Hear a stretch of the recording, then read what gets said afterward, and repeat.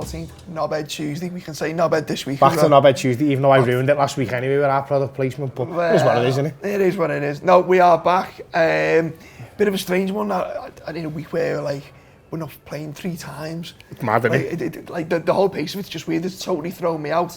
Adds to the fact I missed the Spurs game because I was at the wedding of John and Sean Riley. So, John, nice one. Congratulations and that. How did you miss the game when Rob Gutman, who was also at the wedding, managed to get there? You're not a true fan. Well, Bobby G, now he's a man who knows how to watch the match on the side. I'll let Bobby G tell that story.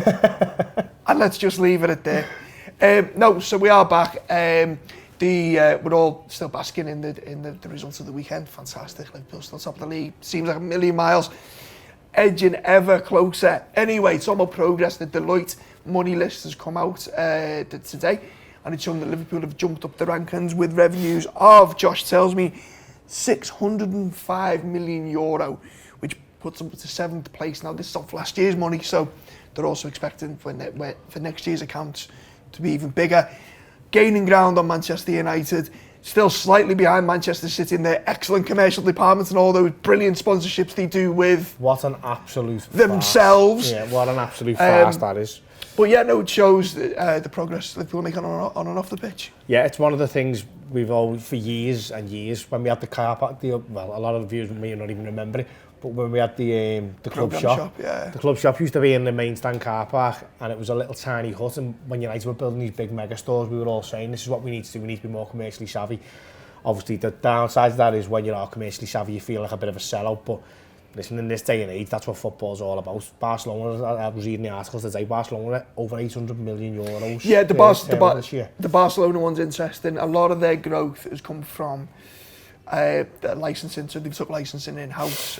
So, for instance, they've done that documentary with Recruiting, episode 7. If you haven't seen it, it's free. You can watch it. You might like it. It was a game. Oh, you weren't there, were you? Knobhead Tuesday, that. Yeah, there you go. It's the game centred around when they came to Anfield and got put out of the European Cup. Yeah, as I said, free. Have a little watch. So ever keeping up on Man United. Barca and Real Madrid still out on top. Barca stretching the lead over Real Madrid, but still seemingly skint because the wage bill is just astronomical. What's interesting is there's a wider conversation about this, and we are going to do a show later in the week on this, is the fragility of La Liga, because obviously it's not on British TV anymore. TV rights aren't as stable as what they were. The big two have had to give more money away because, remember, traditionally the Spanish clubs could negotiate their own deals. Yeah. So yeah, it's going to be an interesting few years, and it's going to be curious as to whether United actually lose their spot this time next year. Anyway, just on that, did you see the United thing? They've had to reassess their forecast for next year for £80 million less. They are a sinking ship, them, honestly. Well, I mean, I never write them off. I know, I'm not writing them off by any stretch of the imagination, but God bless the Glazers, because if they'd have had proper owners for the last 10 years, they would be twice the size of Barcelona. The problem United have got, I think, is they're in that weird, funny stage where a season or two, they're so big you can sustain it to 1 or 2 seasons outside the Champions League. But not even just from a financial standpoint, which is what you're mentioning. But if you're one of the top players and you're one of the up-and-comings now in Europe, and United, this will be, the 3rd season outside the Champions League? Well, no, because they were in last year, weren't they? But if they don't get it, but they'll be the first season in. And you look at the age of their squad and what needs to be done, it's not... I know who the manager is. And the fact that, it's not even the manager, the manager is obviously an issue. The issue comes from the man above the manager. But imagine a couple of years ago with Liverpool and Manchester United were in for, I don't know, João Felix, for argument's sake. If we're being honest, we haven't really got a hope, have we? No. Whereas now, all things being equal... Yeah, well, even things not being equal, United would now try and blow us out of the water with wages. But Liverpool have upped the amount that we pay, but also can offer the chance to play for what is, at the moment, the best side in the world. And looks like it's only going one way, whereas United would have to offer, say, an extra £100 a week, £150 a week. But if Liverpool are offering 200 and they're offering 350, and Liverpool are offering probably a couple of league titles in the next couple of years, maybe a European Cup and whatever other accoutrements we can add on to that, I think Liverpool would be favourites. And not think Liverpool 100%. And that put extra pressure on United. They're paying the higher wages, and Liverpool are closing the gap turnover-wise anyway. Yeah, and I said they shows you just how much and how valuable the Champions League is. Talking of the Champions League, The last time we were this, well, not even, the last time we were dominant in Europe, we had the Spaniard in goal, Pepe Reina. Indeed. He's now back in the Premier League, one of my idols. Well, and mine as well, as you know, I absolutely adore the man. Come back in to cover Tom Heaton for Aston Villa, and by God, do they need a goalkeeper? Yeah, I think Tom Heaton will be thinking, oh my God, I wish we could have gone for someone a little bit less likely to take me space next year, because Reina, he's 37, but he looks in the shape of his life. Do you know what I mean? When at Liverpool, he looked heavier than he is now.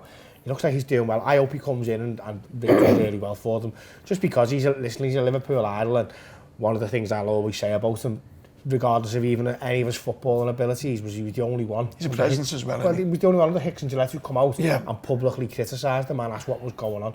And I'll always remember that, because at the time it felt like we were fighting a battle against everyone in the world. And listen, I understand why some of the players maybe didn't come out and say it, and a lot of them have come out to explain that. But Pepe Reina at the time got his balls out and said, listen, this is not right and what's going on. So fair play, Pepe, and good luck to that. Those big beach balls. So about Sunderland, Momo Sissoko, second part of the show.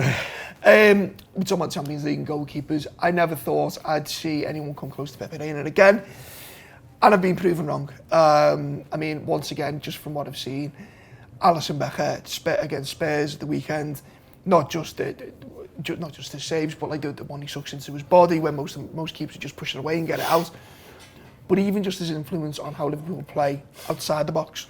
Yeah, as we've just been discussing there, the header I think it was the second half, wasn't it? It was the first half there actually, when the ball's played over the top, which was Tottenham's tactic, and obviously you can criticise them for that. But the fact that we've got a goalkeeper whose starting position is perfect, whether he's facing a goal kick from the opposition or whether he's facing a corner kick from them, he knows exactly where to be, and it's a very underrated skill.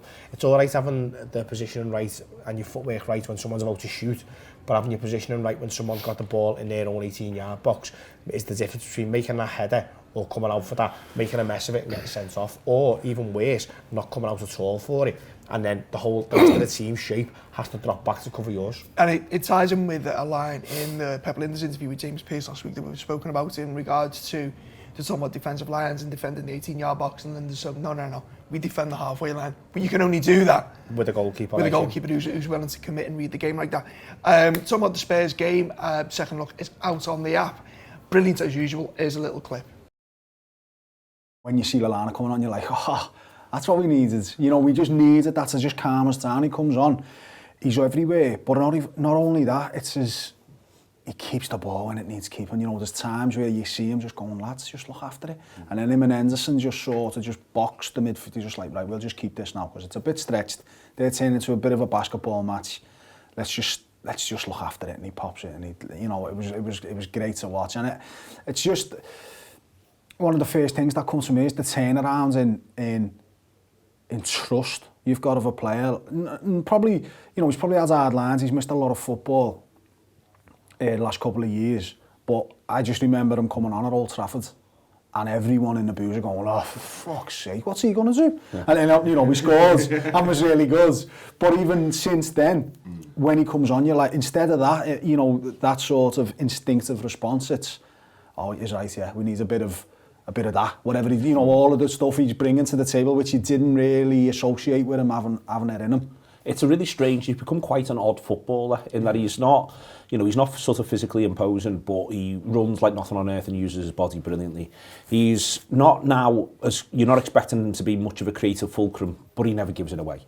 No. There's all these little mini contradictions in a lot of what he is, Mo, but he tends to work out how to be the thing we could do with right now. Second look, brilliant as ever. We mentioned Sunderland just before the break there. He didn't score many, but when he did, it was a cracking goal. I was there that day, and what a player he was as well, Momo Sissoko. Yeah, just announced his retirement today from football.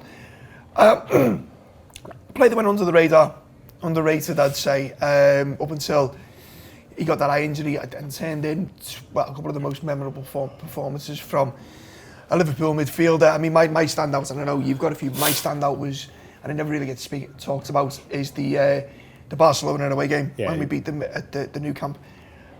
He'd not long arrived at Liverpool, and he was playing at the front of him at the midfield, absolutely smothering Xavi. And then Iniesta. And fantastic football for Liverpool. brilliant. I think, the fact that he was part of the midfield that we christened the best midfield in the world, and he was but he was well deserved to be in there as well.